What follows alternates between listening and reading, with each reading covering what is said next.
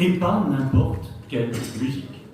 Une musique composée ici même, à Saint-Raphaël. Et le compositeur est dans cette salle, avec nous. Et il s'agit de Claude Andréoni. Et je vous demande pour commencer de l'applaudir.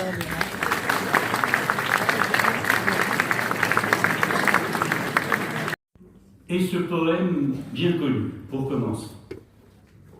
De la musique avant toute chose, et pour cela préfère l'impair, plus vague et plus soluble dans l'air, sans rien en lui qui pèse ou qui pose. Ces vers de Verlaine, j'aimerais qu'ils imprègnent cette 4e édition de la Compagnie des philosophes. En effet, nous allons entrevoir au fur et à mesure de cette journée ce que peut signifier de la musique avant toute chose. Et nous allons le faire, j'espère, sans rien qui pèse ou qui pose. Il choisit tout au long de ses travaux personnels d'élaborer ce qu'il appelle une pensée des interactions qu'il va aujourd'hui appliquer à la musique. Comment écouter et comprendre entre-t-il en interaction? Merci d'être venu d'Autriche, de Vienne, pour cet événement. Nous vous écoutons. Merci. Merci Monique.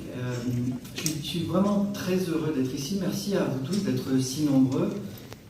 Merci à Roger Paul et à Monique de m'avoir invité. Je suis un petit peu comme un enfant qui aurait été invité à venir jouer.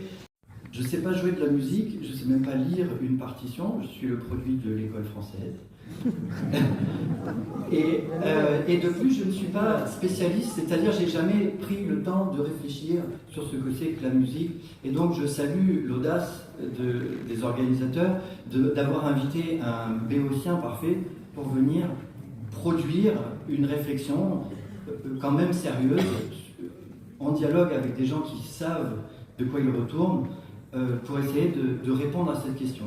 Et moi, ce qui me frappe, puisque je suis d'accord pour jouer à ce jeu-là, à se dire alors on va répondre, on va se poser la question que fait la musique, c'est mais pourquoi est-ce qu'on pose la question en fait?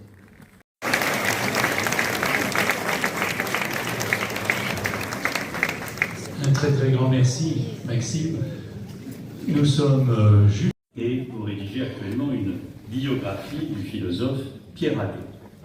Mais vous êtes venu qui nous honore de sa présence et qui est l'auteur d'une 50aine d'œuvres interprétées par les plus grands musiciens. Il a enseigné la composition au Conservatoire de Lille et consacre désormais son existence exclusivement à son œuvre. Je salue sa présence parmi nous.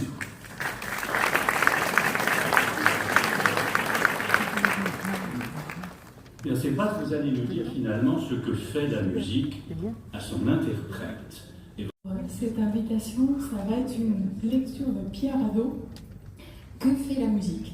Alors, je suis un peu l'intrus dans l'équipe, je ne suis pas philosophe, je suis historienne. Et si vous vous demandez comment une historienne entend aborder la question, la réponse ne passe pas inaperçue. Un instrument imposant occupe une partie de l'espace depuis tout à l'heure.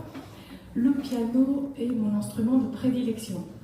Avec lui, je peux jouer des œuvres sans parole, car c'est privé de parole que la musique me parle le plus. Si les historiens travaillent toujours à partir de documents, nous partirons aujourd'hui de documents sonores, des partitions que vous pourrez entendre et que pourrez aussi voir jouer. Aucun geste n'est laissé au hasard, le but étant de restituer la musique qui se cache derrière la partition.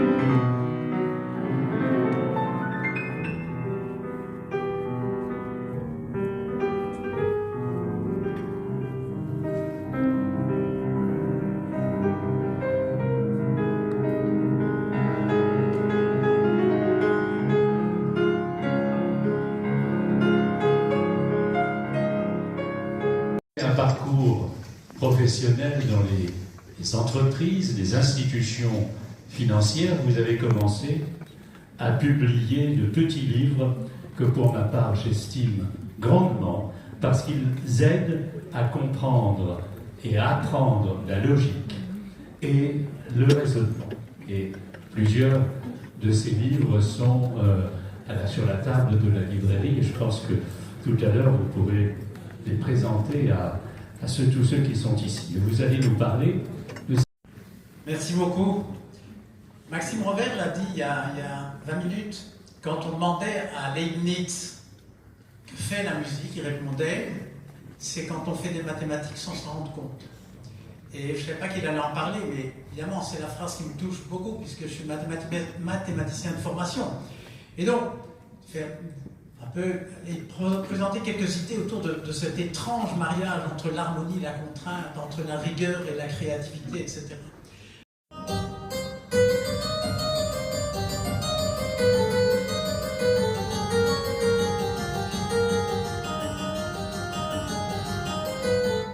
Et en fait, dans le canon, il met les deux mélodies dans un sens et dans un autre. Et puis il demande à une personne de les jouer. Et c'est pas mal, et c'est assez beau. D'ailleurs, on peut mettre la partition sur un anneau de Möbius, on peut faire comme ça. Où il y a, tu sais, il n'y a pas de début, il n'y a pas de fin, là, etc., etc. Et en fait, il s'amusait comme un fou. Bach, à un moment, il décale. Donc, il met les deux mélodies l'une sur l'autre, puis il décale d'un cran. En fait, Bach, ce sont les premiers algorithmes musicaux. Ce qu'il a fait, c'est vraiment de l'algorithmique.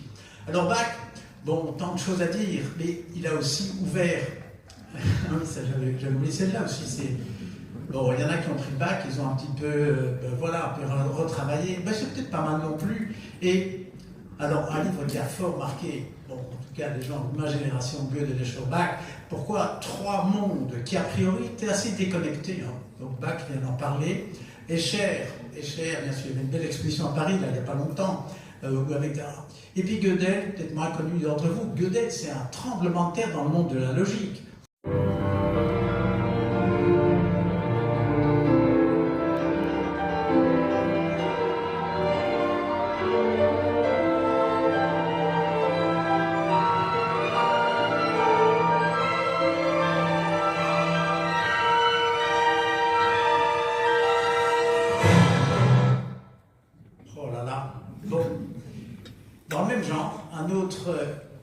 Personnage très impressionnant, Django Reinhardt, bien sûr, et donc qui a 18 ans, je crois, a vécu dans un incendie, il a perdu 2 doigts de la main, il est devenu un des plus grands guitaristes, encore je l'ai reconnu, quand Thomas Dutronc se fait interviewer, il évoque toujours Django Reinhardt.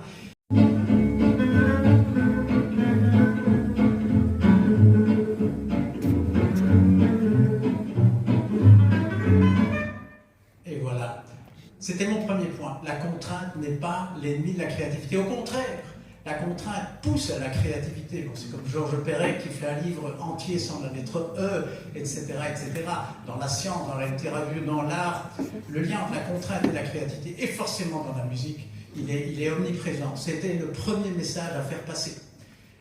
Regardez ce que la musique peut faire. Hein. Que fait la musique? La musique peut faire, c'est avec bon, le boléro de Ravel. Ah, aussi un bel exemple de contrainte, c'est tout en Do majeur, je crois, hein, sauf il y a un petit... tout le... Je ne sais plus trop bien. Bon, peu importe, mais je reviens. Regardez le Do majeur, produit par une machine.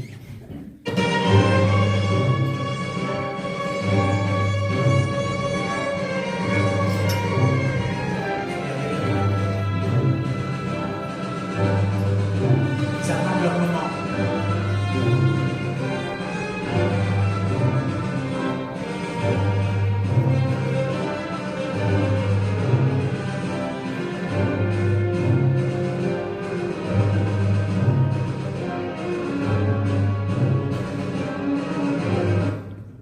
Jamais une machine ne fait ça, jamais. On peut faire des tests, il y a toujours, et c'est là qu'il faut aller, c'est le 4e message, c'est d'aller au-delà de la machine. Merci beaucoup.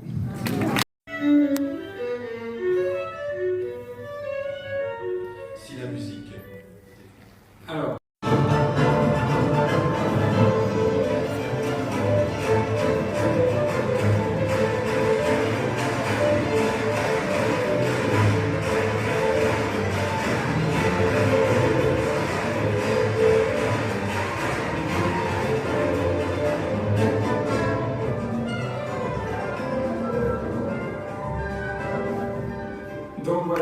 petite passeuse. Vous avez ressenti aussi, non hein? Alors, donc on voit que cette musique, elle donne...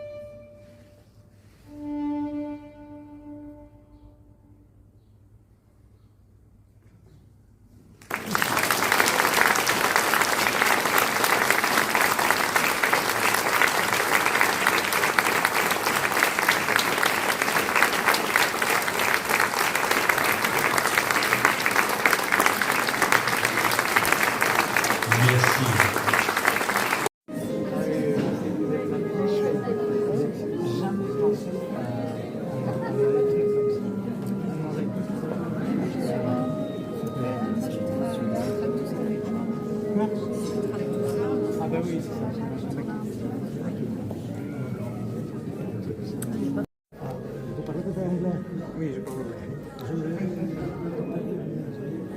I would like to ask you, what do you think about it? One, there's dance. The music is between the sounds. What do you mean between the sounds? Because in one musician from Poland, the famous musician, Spanish, Greek, Antinos Apostolis. They say the music is But between he's religious. Yeah, but about the philosophy, just the philosophy. What do you think? I don't know. music. I don't know what it is. I cannot tell you. It's the most absurd thing that makes us humans. It's true. You don't need it and still becomes television. Right? It's what makes us humans. It's what makes us humans. Are you also a musician? Nobody's talking. Thank you very much. Thank you very much. And